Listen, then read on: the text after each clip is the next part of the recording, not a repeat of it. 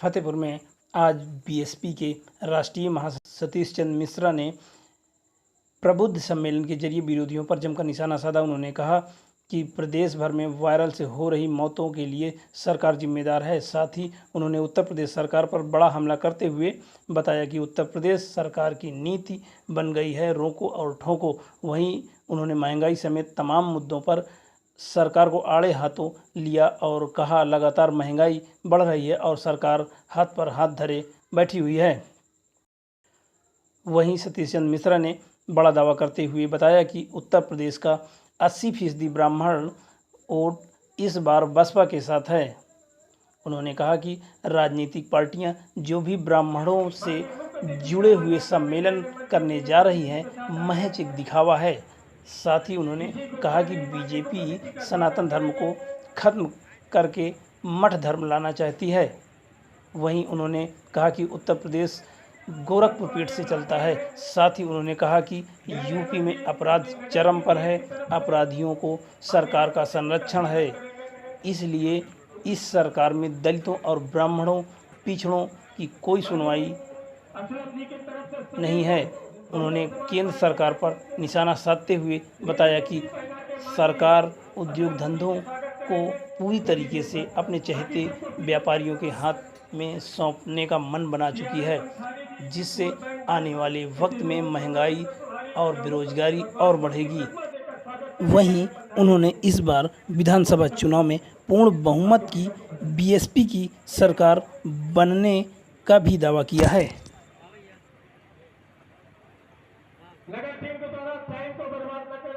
पहुंच गया है, कितने परसेंट ब्राह्मण वोट इस बार बसपा की तरफ से? देखिए अभी 75-74 जिले हम घूमे हैं और मैं दावे के साथ कह सकता हूं कि 80% से ज़्यादा ब्राह्मण समाज के लोग अब की बार बहुजन समाज के साथ अभी जुड़ चुके हैं। और यही 80% के लोग बाकी जो 20% उनको छोड़ दिए, जो दूसरी पार्टी में नेता हैं, एमएलए हैं, एमपी हैं और वो अपना ये समझते हैं कि ब्राह्मण समाज कहाँ जाएगा, उनको छोड़ दीजिए। जैसे कि आपको तो मालूम है कि ब्राह्मण समाज के बीजेपी में हरिद्वार दुबे जी हैं, उनका बयान भी आपने पहले सुना होगा। जब आप ही लोगों ने उनसे पूछा था, जब उन्होंने राज्यसभा का सीट रहा तो उनका आप लोगों ने प्रश्न किया था ब्राह्मण समाज उत्तर प्रदेश का नाराज़ है आपसे, तो आप क्या कहते हैं, क्या ब्राह्मण समाज के लिए करने जा रहे हैं? उन्होंने क्या जवाब दिया, याद करिए, यूट्यूब खोल के देख लीजिए।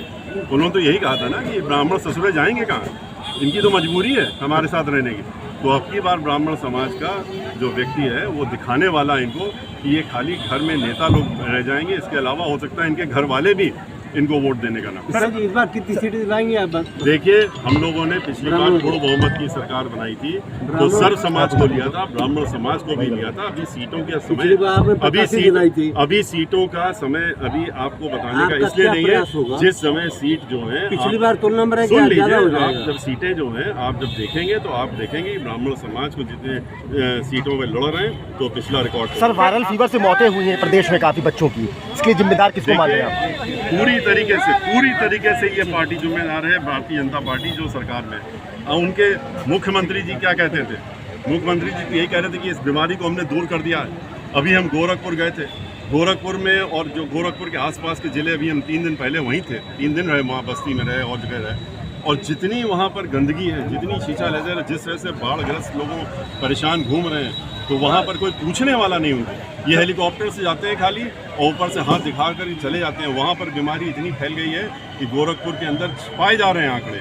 आज आंकड़े सही नहीं आ रहे हैं इन बच्चों की बीमारी के, अगर सही आंकड़े आ जाएंगे तो लोग परेशान हो जाएंगे। सर आपने कहा कि सनातन धर्म खतरे में है और गोरखपुर से मठ धर्म का प्रचलन है, क्या है मठ धर्म, क्या संदेश? देखिए इनका धर्म, इनका जो है मठ में अलग धर्म, अलग पंथ है, ये पंथ है, इनका अलग पंथ है।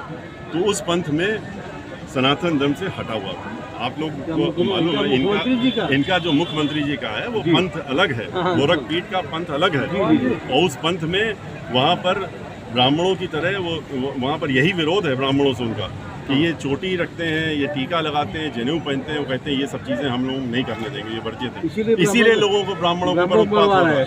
इसीलिए ब्राह्मणों को देख रहे हैं आप कि वो कहते हैं हम टीका नहीं हटा सकते, इनका जनेऊ नहीं हटा सकते, इनकी चोटी नहीं हटा, तो इसीलिए ब्राह्मणों की हत्याएं हो रही हैं। Thank you.